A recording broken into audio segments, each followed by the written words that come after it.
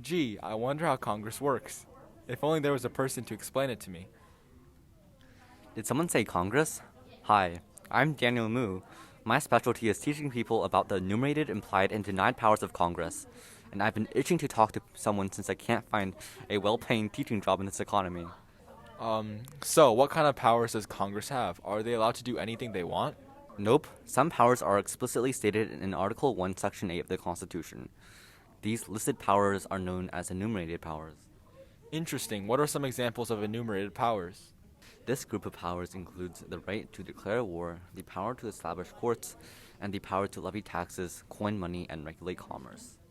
Wait, I have a few questions about these enumerated powers. Ask away.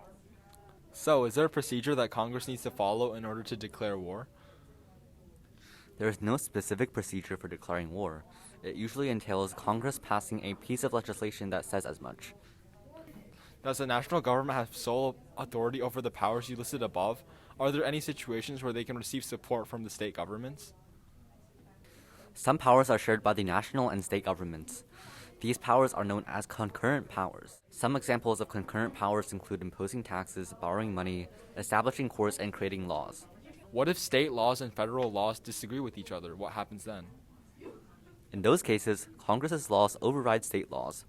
This is built into the Constitution in the Supremacy Clause, which says that the federal legislation and the Constitution are the supreme law of the land.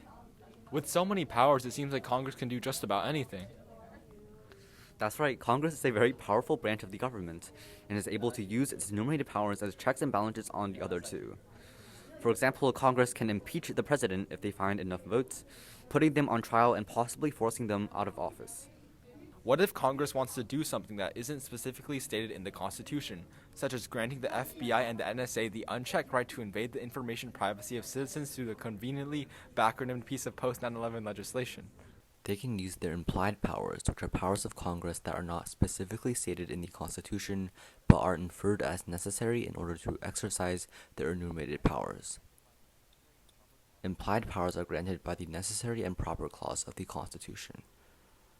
Are there any powers that are denied to Congress? Yes, Article 1, Section 9 of the Constitution explicitly forbids Congress from doing certain things. For example, it cannot suspend the writ of habeas corpus, pass ex post facto laws, tax state exports, or grant titles of nobility. These are known as denied powers. Wait, what's writ of habeas corpus? The writ of habeas corpus is a doctrine that declares prisoners must be brought before the court in order to show that there is a valid reason for their imprisonment. What about ex post facto laws? Ex post facto laws are laws that punish people for actions that were committed before the law was passed. I'm gonna keep asking questions because we've got to get to 3 minutes. So, why were these powers denied from Congress?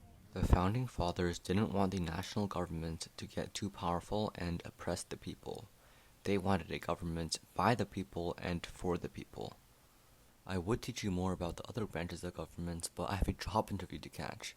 Cool, here's a tip. When they ask you about your weaknesses, don't bother spinning it into a positive. The interviewer's seen too many applications to be fooled. Instead, highlight a minor flaw to seem more genuine. Good luck and wear a tie.